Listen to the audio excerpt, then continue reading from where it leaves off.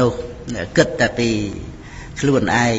គិតតែពីប្រយោជន៍ខ្លួនឯងដោយទិដ្ឋិណាមិនមែនប្រយោជន៍លោកតរៈទេប្រយោជន៍ដោយទិដ្ឋិដោយលោភៈហ្នឹងហើយគិតតែពីអញនឹងខ្លាំងអញប្រកែនួតអួតអាងអីហ្នឹងណាពុទ្ធបរិស័ទយើងនេះឆ្លូតហ្នឹងកុំចាំបាច់ទៅឆ្លោះជាមួយហ្នឹងហើយកិច្ចឆ្ងាយអីចឹងទៅហ្នឹងជាមួយនឹងនោះប្រភេទហ្នឹងដែលគិតតែពីខ្លួនឯងហើយនឹងនោះមានអំនួតប្រកាន់ខ្លួនឯងខ្លាំងហ្នឹងមានរឿងអីទោះជាយើងដឹងថាយើងត្រឹមត្រូវមានហេតុផលអីក៏ដោយកុំទៅឆ្លោះប្រកែកអីជាមួយបង្ករឿងរ៉ាវណាហ្នឹងហើយគាត់ថាអ្វីដែលជាសេចក្តីពិតហ្នឹងនោះយើងផងគ្នាមិត្តភ័ក្តិអីក៏យល់ដឹងតាមហ្នឹងសំខាន់គឺយើងអប់រំចិត្តកុំឲ្យកើតទុក្ខហើយយើងមកគិតអកុសលវិបាកវាជាចំណែកមួយហ្នឹងឯងដែលយើងត្រូវទទួលណានិយាយតាមបញ្ញត្តិគឺនៅលើអកុសលកម្មជាបច្ច័យហើយមានអកុសលវិបាកហ្នឹងហើយអកុសលវិបាកអញ្ចឹងក្នុងកំណើតមនុស្សយើងហ្នឹងវាមិនមែនចេះតែអាក្រក់អីមករយយើងទេជាអកុសលវិបាកមែនប៉ុន្តែថាយើងអប់រំសតិសម្បជញ្ញៈទៅជាការរំលឹកដាស់តឿនដើម្បីឲ្យយើងរកផ្លូវចេញអំពីលោកហ្នឹងព្រោះលោកហ្នឹងវានៅក្រោមការគ្រប់គ្រងច្បាប់នៃកម្មហ្នឹងហើយ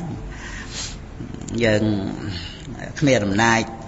ទាមទារយ៉ាងនេះទាមទារយ៉ាងនោះទេហ្នឹងគឺដែលយើងនៅជាមនុស្សទទួលរឿងអ្វីៗក្នុងជីវិតហ្នឹងទទួលដោយបញ្ញាណាយើងកិច្ចវាមិនផុតទៅទទួលដោយបញ្ញាហ្នឹងហើយបញ្ញាហ្នឹងដែលនាំឲ្យយើងរួចអំពីលោកហ្នឹងបានហ្នឹងហើយអញ្ចឹងរឿងហ្នឹងវាដូចទេហោពីពនាងអិសិទាស័យអីចឹងរឿងអកុសលវិបាកក្នុងជីវិតហ្នឹងក៏រំលឹកដាស់តឿនឲ្យឃើញថាអ្វីៗវាអត់នៅក្នុងអំណាចខ្លួនឯងចឹងឯងជាអំណាចក្នុងលោកហ្នឹងហ្នឹងហើយប៉ុន្តែដល់ទៅបានខ្សែគប់ជាមួយនឹងព្រះនាងជីអ្នកតតតាទៅមានសទ្ធាមានបញ្ញាមកបានចូលកម្មប្រភ្នោះនេះណាអញ្ចឹងរឿងមុននោះវាទៅជារឿងល្អសម្រាប់ខ្លួនឯងទៅវិញ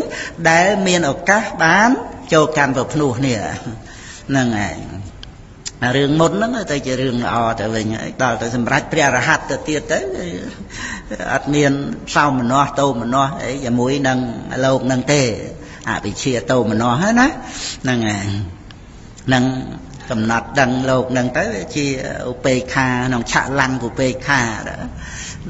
លោកហ្នឹងគឺថាមិនចាប់យកជារបស់ខ្លួនជាអញជារបស់អញហ្នឹងហើយក៏មិនតោមនស្សមិនបន្ទុះតោះហ្នឹងហើយព្រមតែព្រះអរហន្តក៏លោកកំណត់សច្ចៈនៃលោកហ្នឹងដែរឆលង្កឧបេក្ខាហ្នឹងទេឧបេក្ខាតាមទ្វារទាំង6ហ្នឹងហ្នឹងហើយនៅកំណត់តាមសេចក្តីពិតនៃលោកហ្នឹងមិនទៀងជាទុក្ខជារោគជាបោសជាសល់ជាអាពាធណានាំឲ្យលោកនៅជាសុខក្នុងបច្ចុប្បន្នសតិសម្បជញ្ញៈហ្នឹងមិនប្រព្រឹត្តទៅដើម្បីអរិយមគ្គអីដទៃទៀតទេព្រោះអស់ត្រឹមអរហត្តមគ្គអីណាហ្នឹងហើយប៉ុន្តែសតិសម្បជញ្ញៈហ្នឹងប្រព្រឹត្តទៅដើម្បីជាសុខក្នុងបច្ចុប្បន្នហ្នឹងគឺថាជាវិហេរធម៌របស់ព្រះខៃណាស្របហ្នឹង